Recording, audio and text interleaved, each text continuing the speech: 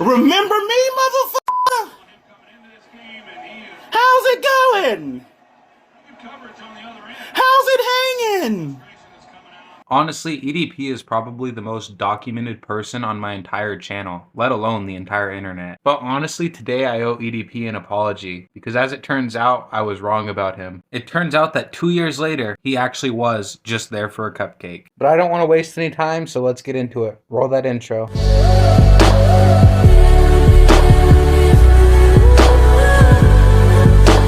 Oh, it's simple what fucking occurred. I was set up. You know, there's nothing to sit back and try to, conscrew or try to, make it look like something different than what the fuck it already was. Like, I was set the fuck up, period.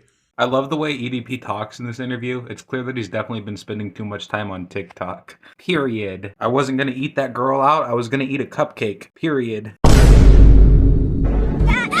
No, but I guess we should seriously break down this argument. If this was fake, then how would they have pictures of him that nobody else would have? Such as that picture from the chat log where he's like laying down in bed. Who else would have that? Or the classic EDP ship pic. Like, who else is he sending that to? And also, if he was set up and it was fake, why wouldn't he have came out about that 2 or 3 years ago when this first happened? Okay, so you're saying that you were set up.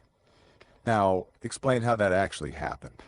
Well, first and foremost, in the very beginning, I was emailed by Chet, because, I'm assuming, I'm fucking guessing that somebody from, the actual Wavelength Production Studios, forwarded my email over to him. That's how he fucking got it up in the first place. That's how he was able to get in contact with me. You know what I mean? So first of all, obviously this email has been proven fake. If you look at where Chet Goldstein's name is, there's kind of like misprints above it, and it kind of looks like somebody just pasted Chet's name over somebody else's. Secondly, and I'm kind of going to point out the obvious here, if you had this message or email from Chet Goldstein from way back then, why wouldn't you have released it the second that they put out their hit piece on you? EDP claims that he had lost the email, but come on, dude. Thirdly, in what movie are they going to cast somebody to play a child predator? Like, you would have to pay me an ungodly amount of money to do that. Thirdly, I was really perplexed by this Wavelength production studio because I had never heard of them. So I decided to look them up to see if they were even a legit company. And I was actually shocked to see that they are. They were founded in 2015 and they have a bunch of different social media pages as well as a website.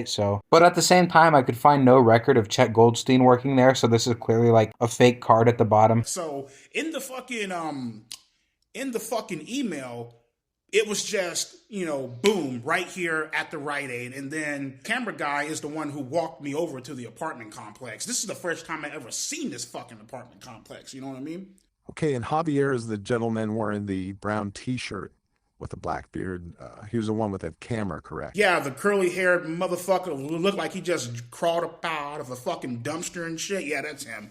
I really couldn't let this clip slide. EDP really looks like an overweight Bobby Shmurda. He looks like a hog rider who ate the hog. He is quite literally shaped like a bean. But to be fair, this Javier guy really looks like he's about to drown in a pool of his own sweat. Somebody should have got him a water. He looks like he's in danger of heat stroke. But am I the only one who thinks it's like a little sad that EDP is supposed to be like this YouTube funny guy and he's supposed to be like all hilarious, yet he couldn't think of anything funny to say? Anybody in their right fucking mind would have thought that this was legit. Okay, so in your mind, the acting scene is over. You walk back to your car parked at the Rite Aid. Did you conversate with any of the guys further? Yeah, so pretty much I got in my car, I drove off.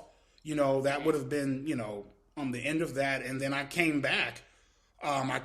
He told me, hey, great job. And we shook hands and stuff like that. And he's all like, all right, man, you have my contact info.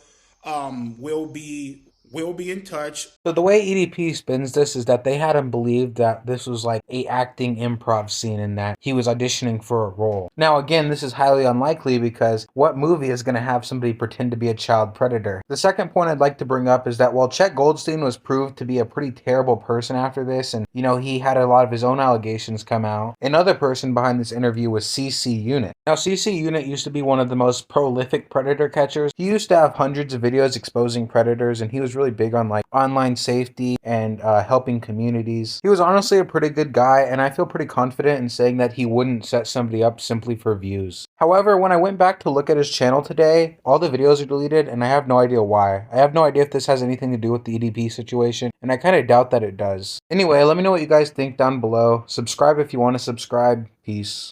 Try to fucking get